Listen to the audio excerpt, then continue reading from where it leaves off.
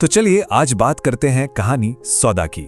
इस कहानी में हम पर्दा उठाने वाले हैं उस हैरान कर देने वाले राज से जो एक अमीर परिवार की बेशुमार दौलत और ताकत के पीछे छिपा हुआ है। कहानी की शुरुआत ही होती है एक अजीब से एक रहस्यमयी वाक्य से। बस ये एक लाइन और हम सीधे पहुंच जाते हैं एक ऐसे भयावह सौदे के बीच जिसकी जड़ें सदियों पुरानी हैं। सोचिए कैसा सौदा होगा वो। तो कहानी का वक्त है 1930 का दशक भारत में। यहाँ हमारे मुलाकात होती है नाथूराम से, एक गरीब मजदूर जो अमीर सेठ की दौलत देख देख कर जलता है। उसके मन में बस एक ही सवाल है, आखिर इस सेठ के पास इतना पैसा आया कहां से। और फिर जलने की आग और लाचारी में नाथूराम एक रात एक बड़ा कदम उठाता है। वो घुस जाता है सेठ की हवेली में। उसका मकसद बिल्कुल साफ है, उस दौलत का राज पता लगाना। और वो जानता है कि राज अगर कहीं मिलेगा तो वो होगा हवेली के तहखाने में। लेकिन तहखाने में जो मंजर उसका इंतजार कर रहा था वो उसकी कल्पना से भी कहीं ज्यादा खौफनाक था। वहां सेठ की बहन कमला एक अजीबोगरीब डरावनी सी मूर्ति के आगे पूजा कर रही थी। और जैसे ही कमला की नजर नाथूराम पर पड़ती है सब गड़बड़ हो जाता है। घबराहट में नाथूराम उस पर हमला कर देता है। वो मूर्ति उठाता है और वहां से भाग निकलता है। मूर्ति तो उसके पास आ गई, पर नाथूराम की दुनिया अब पूरी तरह से बदल चुकी थी। राज के साथ साथ उस पर मंडराने लगा था डर और शक का एक गहरा साया। वो बार बार सोच रहा था कि उसने ये आखिर कर क्या दिया है। फिर आती है अगली सुबह।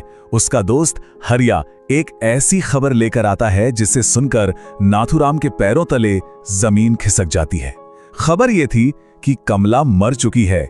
उसकी लाश उसी तहखाने में मिली थी। बस ये सुनते ही नाथूराम का डर अब खौफ में बदल जाता है। अब देखिए नाथूराम की किस्मत का खेल।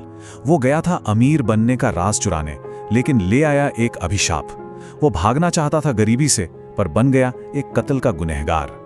ताकत पाने निकला था और अब हालत यह है कि खुद डर के साये में जीने पर मजबूर हो गया है। अब इतना सब होने के बाद नाथूराम को जवाब चाहिए थे। वो दौड़ता हुआ पहुंचता है गांव के पंडित रामदास के पास। उसे यकीन था कि अगर इस अजीब मूर्ति का राज कोई जानता है तो वो सिर्फ पंडित जी ही हो सकते हैं। और पंडित जी वो उस मूर्ति को देखते ही सब समझ जाते हैं। वो बताना शुरू करते हैं और राज की परतें धीरे धीरे खुलने लगती हैं। वो कहते हैं कि मूर्ति का चेहरा किसी देवता का नहीं, एक दानव जैसा है। और उसकी आंखें बिल्कुल खोखली, जिनके अंदर सिर्फ और सिर्फ अंधेरा भरा हुआ है। और सुनिए, बात यहीं खत्म नहीं होती। उसके मुंह में आगे की तरफ निकले हुए तेज नुकीले दांत हैं। ऐसा लगता है जैसे वो अभी किसी को निगल जाएगी। ये किसी पूजने लायक देवता की मूर्ति नहीं थी, बल्कि एक शिकारी की छवि थी। और उसके 4 हाथ, वो तो इस खौफनाक तस्वीर को पूरा ही कर देते हैं।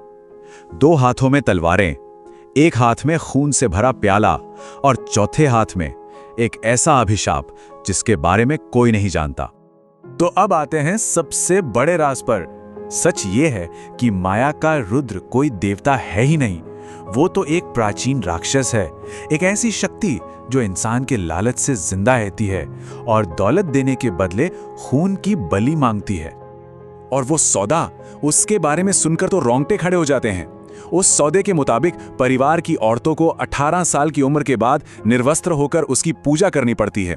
इसके बदले में वो राक्षस उन्हें बेहिसाब दौलत देता है, लेकिन इसकी कीमत चुकानी पड़ती है इंसानी खून से।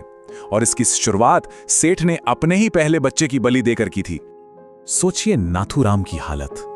ये सब सुनकर वो जैसे ही पंडित जी की झोपड़ी से बाहर निकला, सामने कौन खड़ा था? सेठ, और उसके साथ नाथूराम का अपना दोस्त हरिया। कहानी अब अपने अंजाम की तरफ तेजी से बढ़ रही थी। और यहीं नाथूराम को मिलती है जिंदगी की सबसे बड़ी चोट। उसके अपने दोस्त हरिया ने उसे धोखा दे दिया था। उसने सेठ के सामने सब कुछ सच सच उगल दिया। और वजह बस इतनी सी, जैसा उसने कहा, पापी पेट का सवाल है। सेठ की असलियत तो उसके शब्दों में थी। उसकी सोच बिल्कुल साफ थी। उसने कहा, तुम हमेशा हमारे तलवों के नीचे रहोगे। आज तू, कल तेरे बच्चे, फिर उनके बच्चे। वो मानता था कि गरीबों की किस्मत में ही लिखा है अमीर लोगों की गुलामी करना, पीढ़ी दर पीढ़ी। और नाथूराम को खत्म करने से ठीक पहले सेठ एक ऐसी बात कहता है जो उसकी और नाथूराम की दुनिया के बीच का फर्क साफ कर देती है। वो कहता है, तुम लोग परिवार के लिए अपनी जान दांव पर लगा देते हो और हम पैसे के लिए अपने परिवार को दांव पर लगा देते हैं। नाथूराम का अंजाम तो बेहद बुरा हुआ, लेकिन उसकी मौत हमें एक बड़े और कहीं ज्यादा परेशान करने वाले सवाल के सामने लाकर खड़ा कर देती है। यह सवाल है अमीर लोगों की ताकत और उनके उन गहरे राजों के बारे में जिन्हें वो दुनिया से छिपा कर रखते हैं।